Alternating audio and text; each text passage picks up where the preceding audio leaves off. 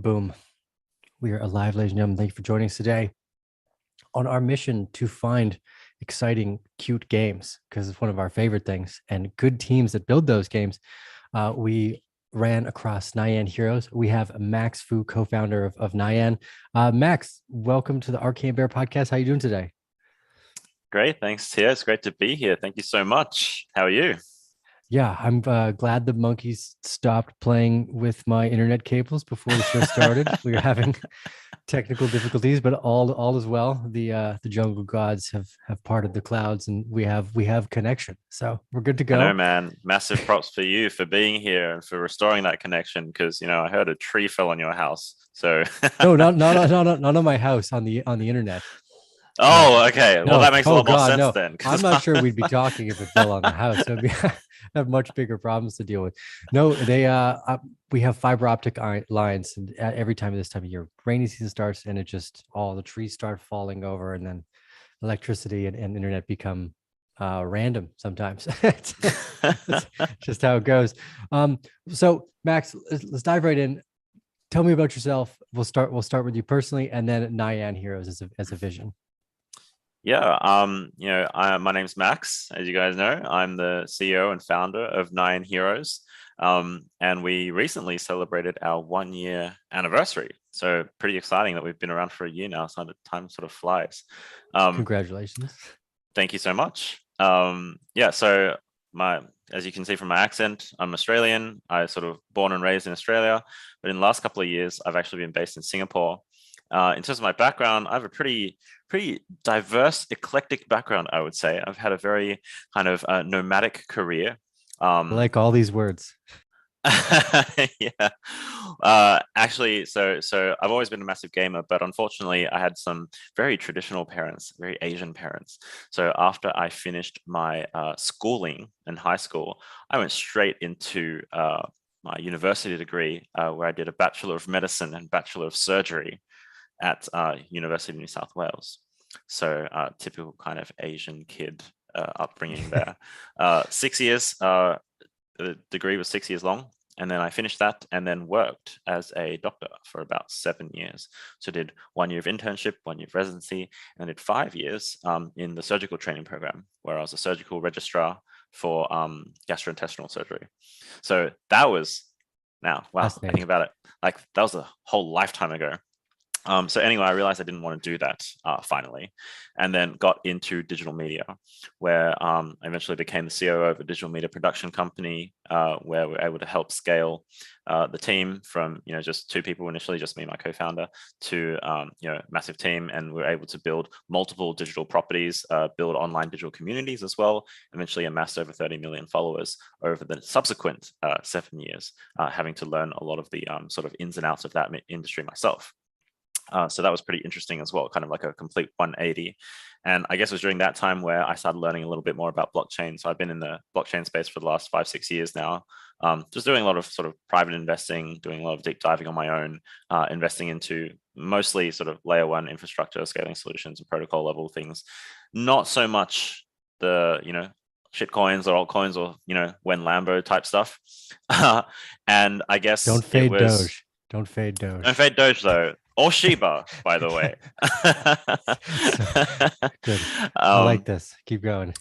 yeah, no, but I mean, it was that kind of started me off on the journey, and then eventually, sort of last year, or I'd say at the beginning of last year, when we sort of had the rise of DeFi, and that was obviously a very interesting time in the space, and we sort of saw a lot of potential use cases of real world utility behind blockchain technology. It was very exciting. And then shortly after that, the NFT kind of tsunami kind of swept through.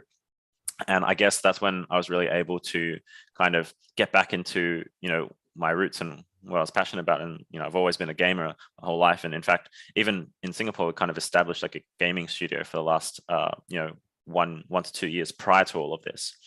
And so it's always been an area of interest of mine. And so basically, that's kind of how Nine Heroes started. We saw an opportunity in the market, and what we really wanted to bring to the Web3 gaming space was kind of like a different kind of product that at least I was seeing, because a lot of what I was seeing was sort of blockchain driven products where it was kind of, blockchain was the central pillar, and then you had a lot of sort of gamification wrappers around that, but they weren't really enjoyable games. And as a gamer myself, kind of, I mean, I did try them, to be fair, I did give them a go, but I couldn't really play them for longer than an hour at a time before I just got really bored. So the first thing that I thought was, this is probably not the future of gaming, right? At the end of the day, we need to bring something quality driven, game first kind of project to the space. And so that's how it all started. And obviously, it kind of have blossomed from there. I've got a love of cats myself. We've built a whole IP around cats. We've been saving cats as well through all of our initiatives so far. We're very, very closely sort of working with a lot of cat and animal charities. And, that's kind of how it all started. And so, we want to bring quality to the Web3 gaming space. We want to do it sustainably. We want to be able to sort of, allow our players to kind of drive the value of our own ecosystem. And in doing so, get a piece of the pie, but we don't want to have rampant speculation and things sort of prices kind of going super volatile. We're not promising things like the moon, we're not promising things like Lambos. What we want to do is grow the community, grow our ecosystem, grow our economy kind of sustainably. So that's kind of what our mission is at the moment. If we can save a bunch of cats while doing it, then extra icing on the cake. Awesome. Well, I love the eclectic, diverse journey to get here as well. It's appreciated. But we'll stay focused in the clear and present center. I'm a big fan of things that look cute in the video game world. I'm not a video gamer. I don't even necessarily know anything about video games. I'm fascinated by their relationship with the ownership technology like crypto. Because I'm much more interested in people owning, right? But I see the gaming front end, what you're talking about, this engaging process, people's interactions with brands and community. I played Fortnite with my little brother the other day. I'm like, you're on Fortnite. I was like, oh, this is. So I'm starting to understand aspects of it that people enjoy. I was never really a part of my life, but in this process, what I want to dive into is, tell me a little bit about what was going right about the free to play sector, and then how we can adapt into this play to own, play to earn model as well. We'll go with that. Absolutely. I mean, free to play, I mean, they're doing a lot of things right. I mean, obviously, because they are, by far the most dominant kind of business model when it comes to gaming, at least nowadays. Basically free to play is the prevailing model of business. It wasn't always the case, obviously, as we know. It started out with a lot of box titles. You pay $80, you get a title. And so I think what really drove the value behind free to play, and it was met with just as much, if not more, resistance as things like play and earn, or play to earn, or play to earn, or whatever you want to call it. It was met with just as much resistance, right? In the early days. But again, is like, what drove the value was giving players the choice. Basically empowering your players, empowering your community of players to decide, if you want to pay for the game, when you want to pay for the game, and how you want to pay for the game. And if you don't want to pay for the game at all, well, that's fine. You don't have to. You can still enjoy the game. You can still enjoy a great, sort of free game, and that is supported, however, by players that do want to pay for the game. And so this is kind of like an ecosystem that kind of synergizes with all sorts of different player archetypes in the industry. So I think that's kind of where it sort of succeeded. I think in the next step of whatever we want to call it, let's just say play and earn, or play to own, I don't really think that there's a huge level of adaptation that needs to occur between free to play and play and earn, or play and own, because the fundamental building blocks are still the same. We're going to be a free to play game, just like I know a bunch of other games coming out are going to be free to play as well. Players will be able to play the game for free, but for players that want to experience ownership and want to experience more utility of what these NFTs will eventually offer, they can choose to pay for them. And eventually the free players that are playing for long enough and say they're really good will eventually be able to earn them.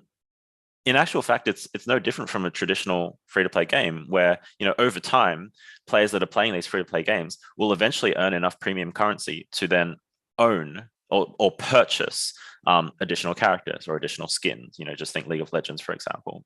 The only difference is that our players who are doing that will eventually actually own these characters. They won't just own the license to use these characters or the rights to use these characters, passed down by the developer. They will actually own them themselves. And so the model is the same, but the level of ownership is different at the end. So I don't see it as a huge sort of chasm to cross. I think it's just natural that it happens eventually. Yeah, especially because a lot of the older companies become siloed in their vision. Like the ideas behind how Kodak missed the digital camera. These things happen frequently because of how siloed bigger companies become as tech starts to emerge within the industry that they've been predominant. So my next thought here was around. So you kind of touched into it, but let's go a little deeper here, just because I'm owning as well. What are some of the big things that free to play got wrong, and how does the technology you guys are running a Solana, how does the technology fix or maybe help fix, or does it at the very least fix, or maybe even like force multiply? How much extra beneficial is the technology compared to these two like what is wrong maybe? Yeah, I mean, it's a difficult kind of question, because the assumption here is that free to play is wrong. And I guess I wouldn't say that free to play is wrong. I wouldn't say that the model is wrong. It's always about, people are trying to, I guess, do their best and trying to create models that give the most value to their users. And if they are successful, then hopefully they will get the lion's share of users. That's kind of what Amazon has done, right? They kind of made themselves the best in the space, and they kept making their product better and better and better, and they kept making it cheaper and cheaper, and then they kept making it faster, and now you have single day deliveries for whatever you want for Amazon. And so that's kind of what I think everyone is trying to do in the gaming industry. And I guess free to play was one step in the right direction. I don't necessarily think it's wrong, but I just think asset ownership is the crux of the difference here. And I think that is the next step towards empowering the players and empowering your community. That's the next step in sort of, I guess, leveling the playing field, I would say. So that's kind of how I see it. I don't necessarily think they're doing anything wrong, but I think there are ways to do it Awesome. better. Yeah. Well, this is interesting. I like this thought process here, because in some ways there's models that just make sense. For instance, when you're using or playing with technology, the first time you're interacting with it, it is work, speaking. Like you could view it as a work, or like the learning process, engaging with things, kind of fumbling around early beta and alpha versions of the tech we're playing. It's kind of like work refines. Remember, people do bug bounties and stuff like this as well. So tell me a little bit more about what Nyan's vision of like operating with the technology and the upside for the community.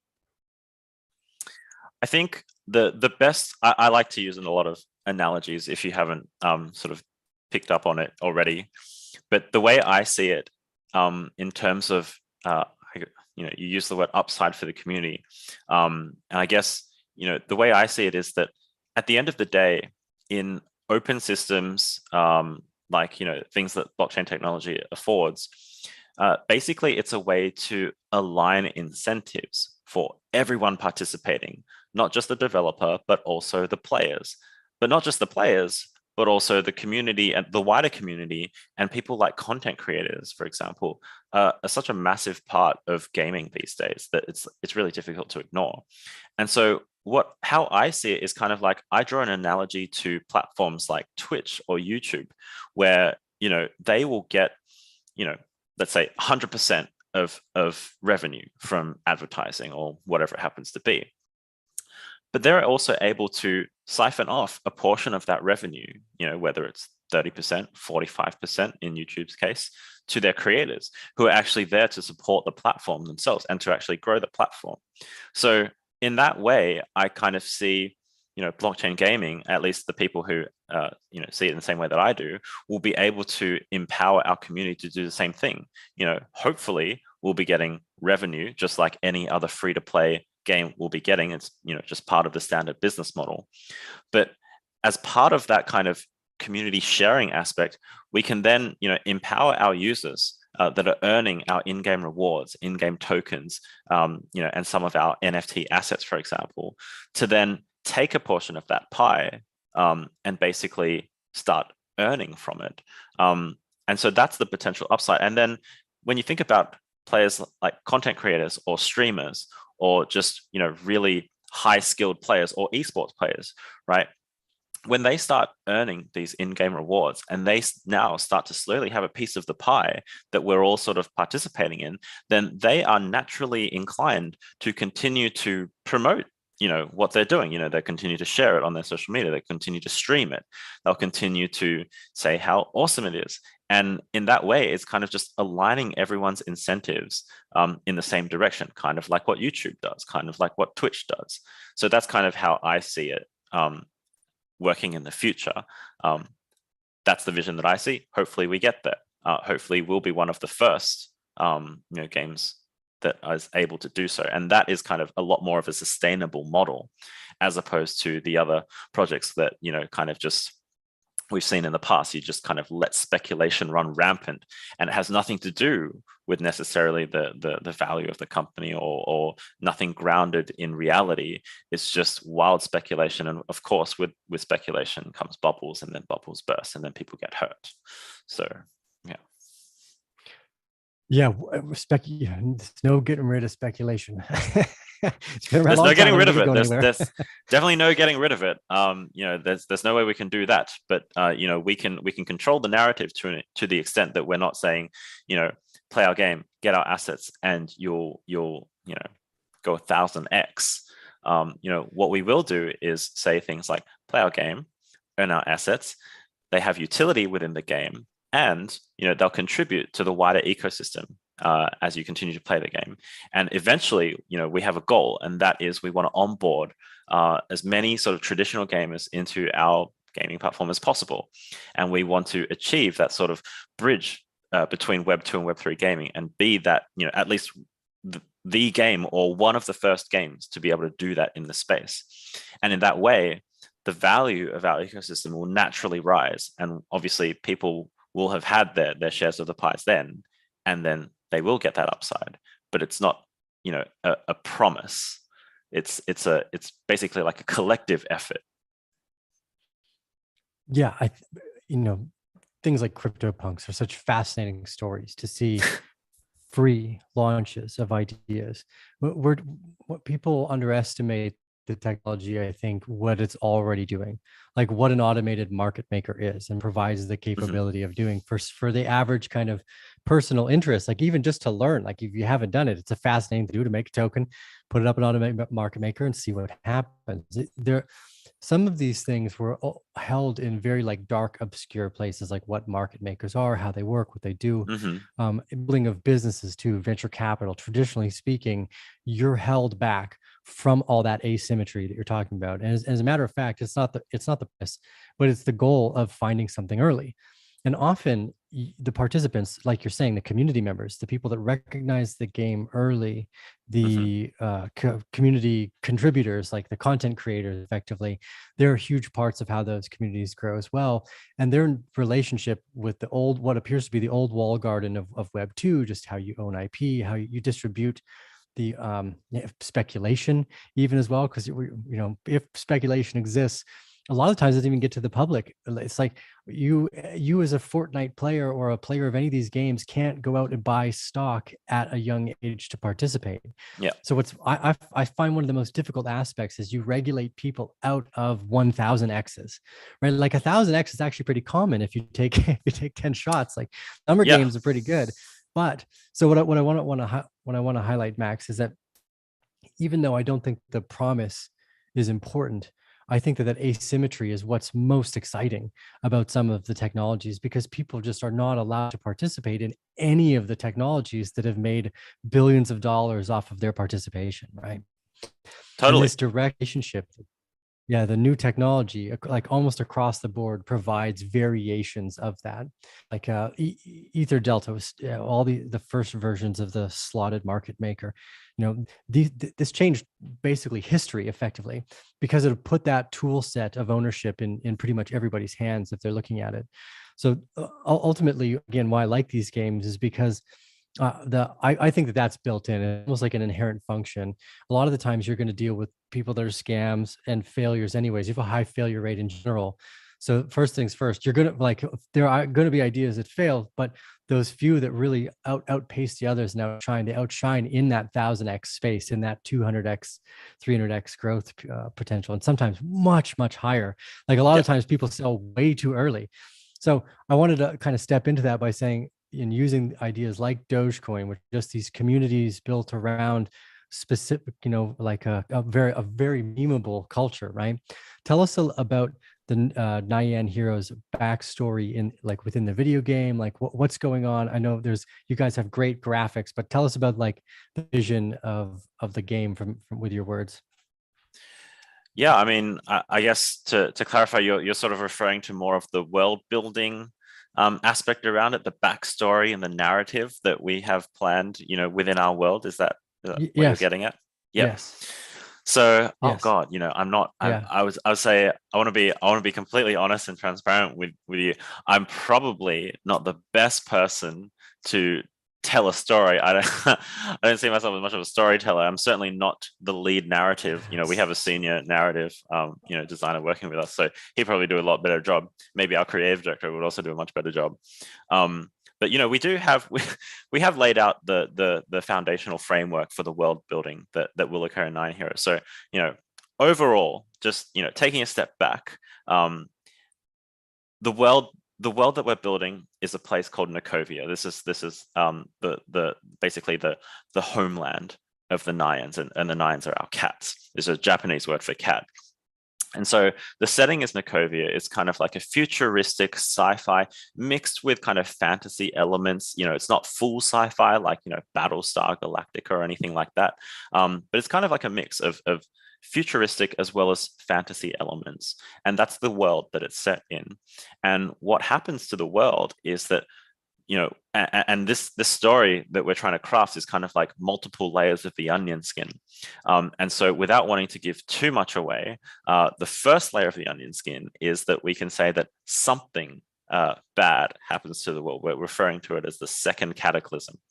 And essentially the world gets destroyed and the Nyans basically disperse. The world becomes uninhabitable, and they have to take shelter in the underground. They form their own little underground bunkers, and because they're all separated in the world, they have multiple different little pockets of bunkers, and within those bunkers they formed these little factions where they're trying to develop and rebuild technologies in order to basically take back their overworld, Nikovia.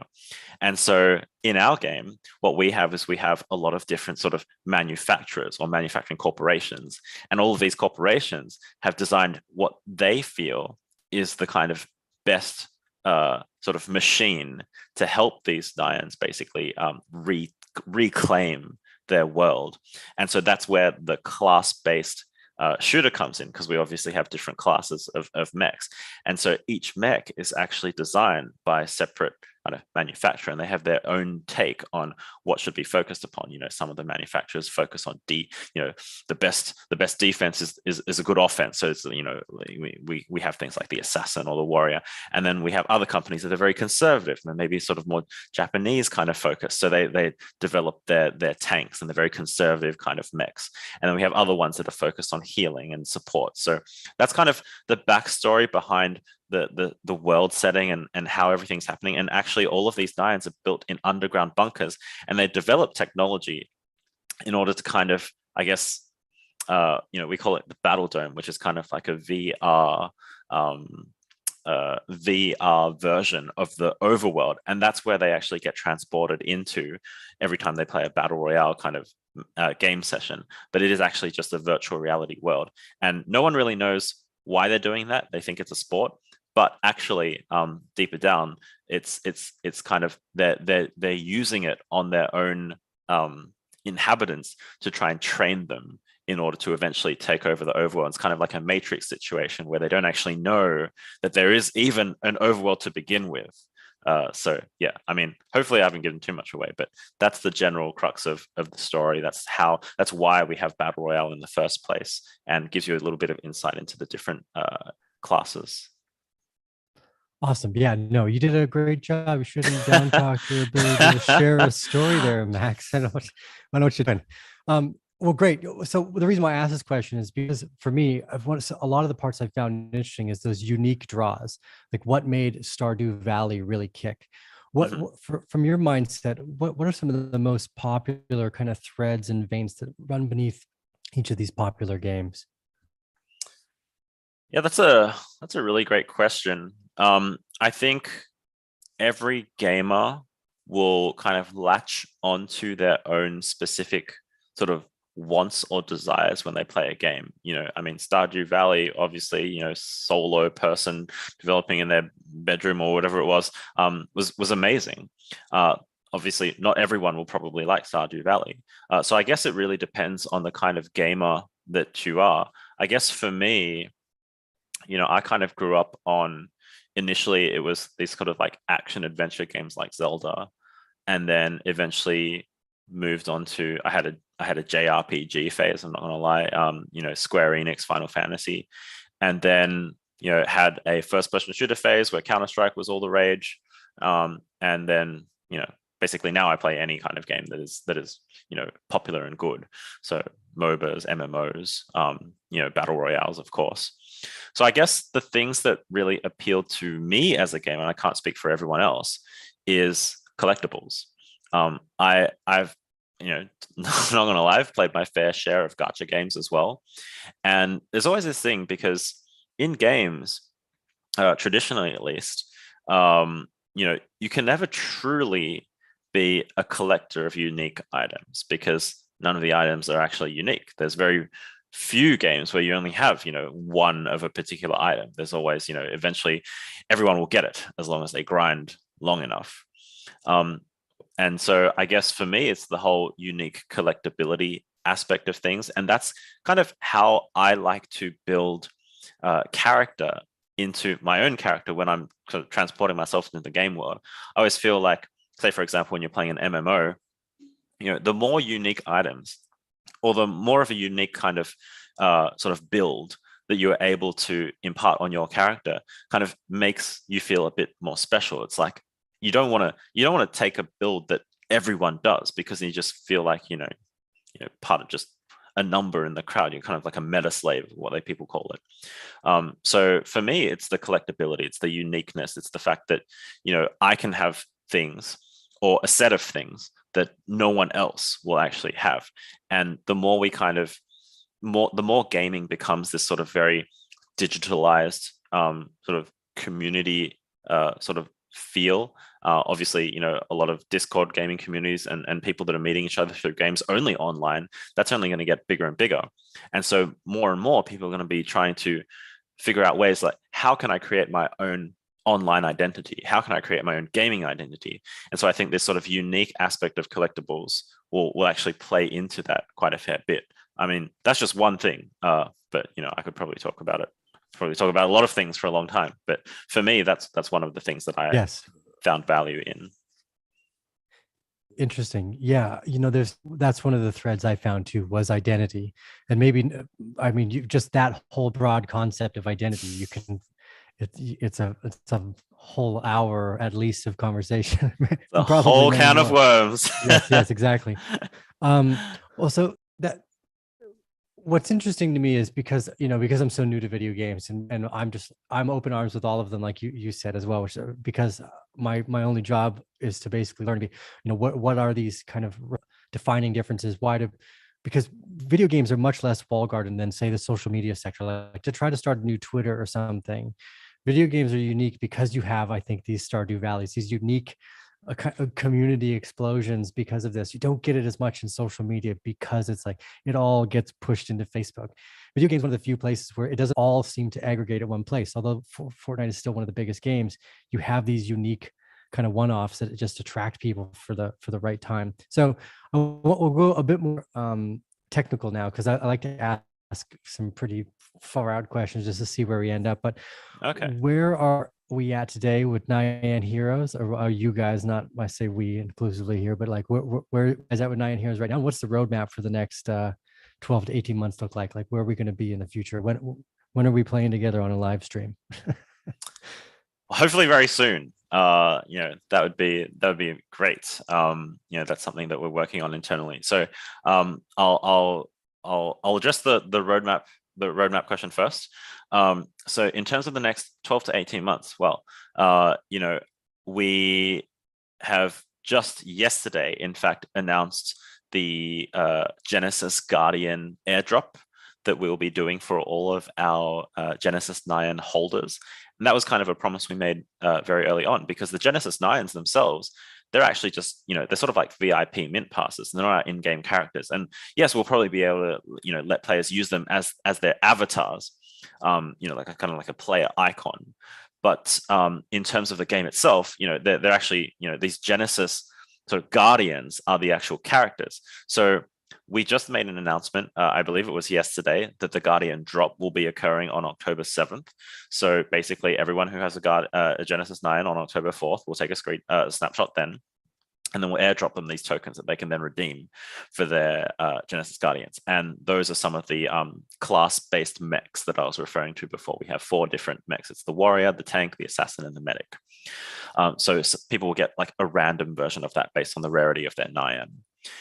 So that is the most immediate thing on our roadmap. Beyond that, we currently have a working build of the game that the team basically every week come together on a Friday evening for me, and we do a team play test, which is amazing because we have a globally distributed team, and it's an amazing way to get the team together and have a bit of fun where we just kind of shoot each other's faces off. So we do have a build that is running. We do have a lot of the basic sort of battle royale systems in there, but what we really wanted to do was bring in our own USPs into that base sort of scaffold. So the scaffolding is there now. We're just bringing our unique USPs into that before we can eventually showcase that off as a potential demo / vertical slice, or whatever you want to call it. So hopefully, I would say I don't have a timeline for that yet, but and I'm always hesitant to say because people will get angry at me internally if I give dates. But I would hope that in the next, say, More live range, beta tests. 1 to 4 months. 1 to 4 months. Hopefully that is a wide enough range that we will have a outward facing demo that we'll be able to show people. It's like, hey, you saw our visual sort of demo, the kind of visual look that we were trying to go for, a couple months back. Here's the actual vertical slice game demo that people will actually be able to see. They'll see how it plays out. They'll be see a number of the game systems, the abilities of the mechs, our characters running around and shooting each other in a battle royale format. Hopefully, I feel stupid for saying this, but 1 to 4 months. It's a weird range, I know, but that's what we're looking towards. And then in terms of the actual game, we are hoping for Q3 2023 of a potential game sort of alpha / beta testing phase. More community group testing of infrastructure, I think it seems a great idea. I like that. The sooner the better, Max. I mean, as soon as we have something that is outward facing and playable, we want to be getting people to start sort of playing it and testing it and giving us feedback on it. So, those are going to be some of our community members, our OG community members, who will absolutely want them to give us some feedback on, as well as, Perfect. Obviously our own testers as well. Fantastic. So I guess we'll kind of keep in this technical space now. What are some of the, you tell me why you guys picked Solana. Let's go with that. We'll just keep. Yeah, loaded question. I guess, No, I like Solana. I'm a big fan of Solana. As are we. I guess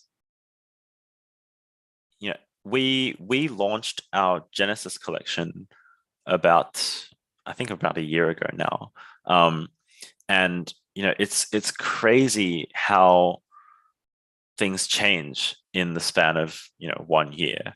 Because back when we were launching our Genesis collection, we're kind of looking at the different L1s and L2s around in the space, and there was a clear L1 that was kind of taking the market by storm, at least in the NFT gaming sector, and that was Solana.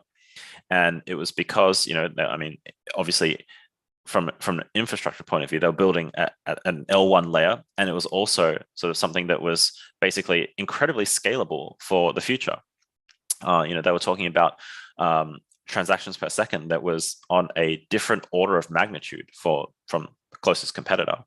And so for us, obviously, for me, I'm always thinking about user experience and how users can basically get the least friction when playing the game, especially if we're incorporating elements of blockchain into it. So back then, Solana was kind of like a no-brainer. And in addition to that, we got a lot of support from their team. We got a lot of support from the Metaplex guys, as well as Solana Capital that actually invested in our seed round.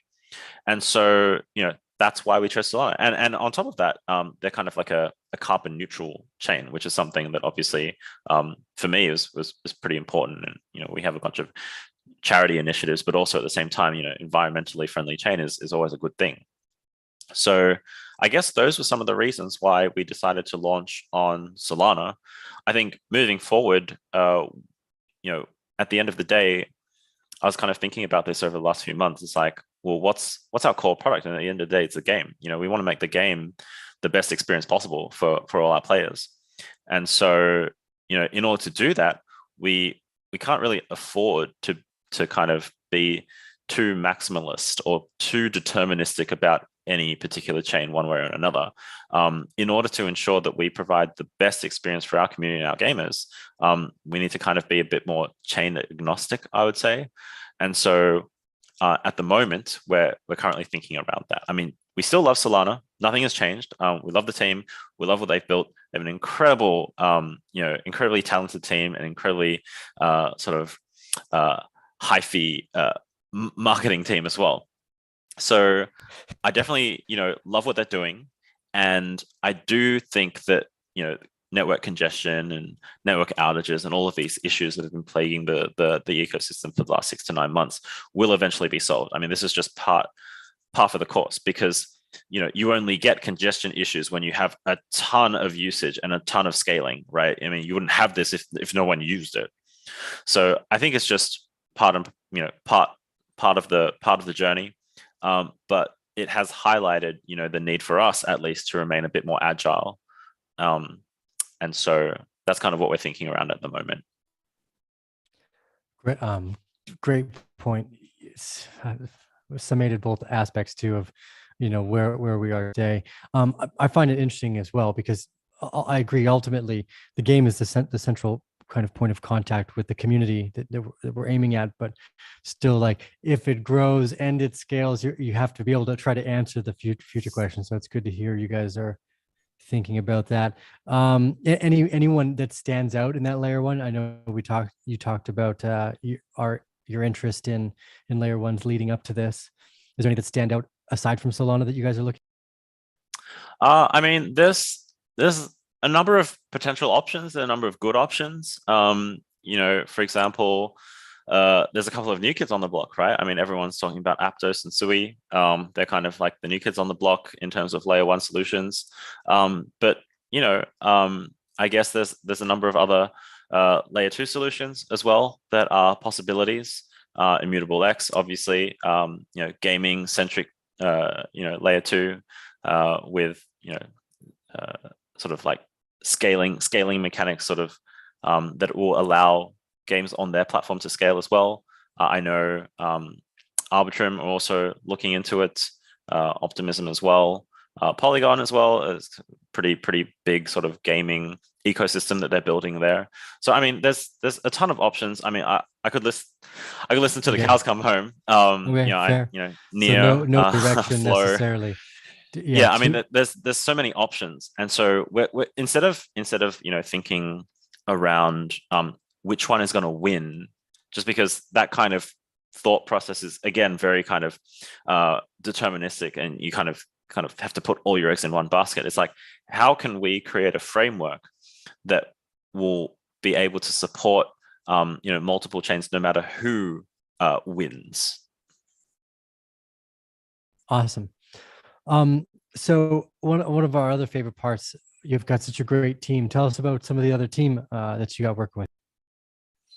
Yeah, absolutely. I mean, I love the team that we have at the moment. As I said, I think we have around 65 team members at the moment, which is crazy because we started with like 5, and we've just been building over the last year. And I got to say, they are some of the most passionate people that I've ever worked with.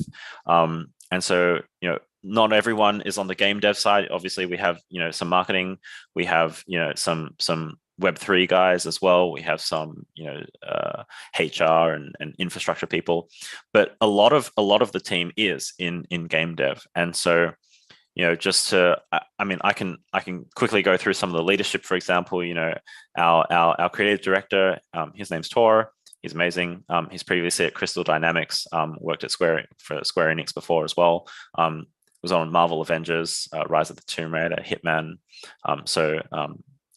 Lots of years of experience there and talent there. Engineering director, his name's Joe Stevens. He was previously at Lockwood, and then before that he was at Ubisoft. He's worked on Ghost Recon, Lost, Driver. We've got Hui, who's our marketing director. He was at Cloud Imperium. Don't know if you've heard of Star Citizen, but they were a pretty big deal.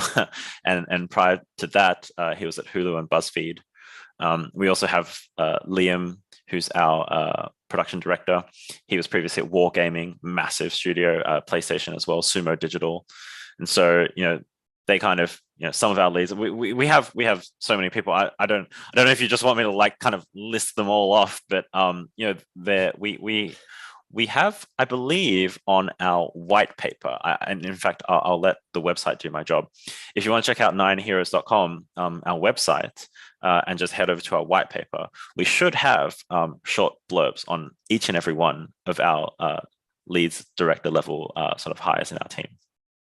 You go figuring it out as you go. Yeah, absolutely. I mean, they're all stars, so very, very happy with them so far. They've been incredibly passionate and supportive. Well, that's fantastic news. Yeah, congrats on all the growth and success so far. It's fun to watch. So leave the Bear family and the Nyans out there some last calls to action where we follow you, check you out. I think all the social links will be down in the description below already, but give us a call to action. Yeah, call to action. Here we go. Well, as I said, please check out our website. It's got all the cool stuff there, and it's a pretty nifty looking website, if I don't say so myself. You can find most of our social activity on our Twitter and our Discord. So our Twitter is twitter.com/9heroes, and our Discord is discord.gg/9heroes, I believe. But you can find all the links to all of our socials on our website as well as our Twitter. I see that you're having some technical issues. Maybe a monkey is playing with your wires again.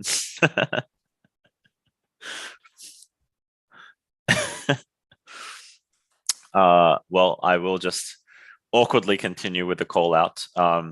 Aside from those social channels that I mentioned, please check out our latest pinned posts on Twitter as well, because that is the post that kind of leaks our upcoming Guardian airdrop. So check out the video. It's pretty amazing. Everything was made in-house. So yeah, please check it out, and welcome back. Yes, this time of year, I just have to make it more standard to leave. I normally always leave, but rainy season in the jungle, ladies and gentlemen, this is what you do. You got to love nature for what it brings you. Well, Max, it's been a pleasure. I love the in-game graphics I've seen already. But I'm a big fan of emblematic use of characters. That's why we like the bear itself as well. I think it's important. People have a deep relationship, and cats is a great choice. I would have gone with dogs. No, I'm just kidding. I'm a big cat fan. Oh, don't say that. No, no, I'm a big fan of all animals. One of the reasons I live in nature so deeply. I got sloths on the property. There's a sloth that lives in one of my trees. She's had multiple I love babies. sloths. I guess rather I live in her property more likely. She's probably been here longer. Yeah, Yes, that's how I feel at home sloths are as another well. very cute. Yeah. Yeah, I have four cats at home, and I definitely feel like I'm the one that's encroaching on their property. Yes. Yes, exactly. That's exactly what it is. Oh, actually, what was there's a funny quote there of someone I heard once. People people own dogs, but cats own people, or something like this. Yeah, I I mean, that's forgot what just it the way was. it is, you know. Yes, the shorthand version. Well, awesome, Max. I look forward to when we can do live play tests as well. Yep. Been getting into my video games. Actually, that was a question I forgot. Is it so open web or WebGL, or how are we going to be able to play? Can we play on a mobile? How many options are you going Uh, to give people? so we're developing at the moment predominantly for desktop, and in order to play, hopefully we'll be able to sort of have a package that you can download and have its own launcher embedded within it. Eventually, you know, obviously, we're looking to be able to port onto, say, console and mobile. But for now, desktop is our primary sort of platform. In that, what do you know what kind of hurdles there are to I know there's a lot of conversations, NFTs and commissions on Apple. What about Yeah. on platforms like PlayStation? How open are they with their conversations lately? Do you know? As far as I'm aware, they are having conversations, but I don't think there have been any official announcements yet. As far as I'm aware, there was an announcement with Microsoft and another sort of blockchain based game. I think that was a couple of weeks ago. So, you know, maybe Microsoft and the Xbox ecosystem a little bit more further ahead than, say, Sony or PlayStation. I do feel that Nintendo will probably be the kind of like the last one at the moment. In terms of mobile, I Kodak. think, yeah. Nintendo's having a Kodak moment. Hopefully not, because I love Nintendo and I love all of Oh their no, IP. you So better help them out, hopefully, yeah, Max. I know. I mean, hey, Nintendo, if you're listening, you know, hit me up because I'm willing to help. Um, I think in terms Time to of make desktop, changes. yeah, I mean, desktop just seems to be the most sort of open and friendly sort of environment at the moment, and especially, you know, with the recent announcements of say Blankos Block Party being supported on the Epic Play Store. I think that is definitely why we are also sort of erring in that direction. But I mean, Oh, I know awesome. Apple is just not, they will I mean, you know, I don't think they will move you know, until the entire industry has well and truly moved in that direction, and then Apple will probably do something. So, you know, not going to hope for anything there. Yeah, fair enough. Well, a pleasure to chat. Remember, Bear Family, if you made it through our long conversation, we appreciate you. Leave your thoughts, your questions, your comments down below. Remember to follow Max and the rest of the Nyan family on all the links that are in the description of this video. We appreciate your time. Thanks for diving down the rabbit hole of another unique podcast discovery. I always like trying to ask weird questions. So it's been a Yeah, pleasure, Max. I I'll gotta keep give you it on for to you, just a few minutes Theo. after we dive off. Yeah. Sorry, I was just Good, gonna say, good. yeah, I think there's a bit of a delay going on at the moment, which is a bit awkward. But yeah, definitely some questions from left field, but I appreciate them. Makes you kind of think a bit more laterally. Perfect. I'll keep you on just for just a few minutes after we dive off. But thank you for joining, Max.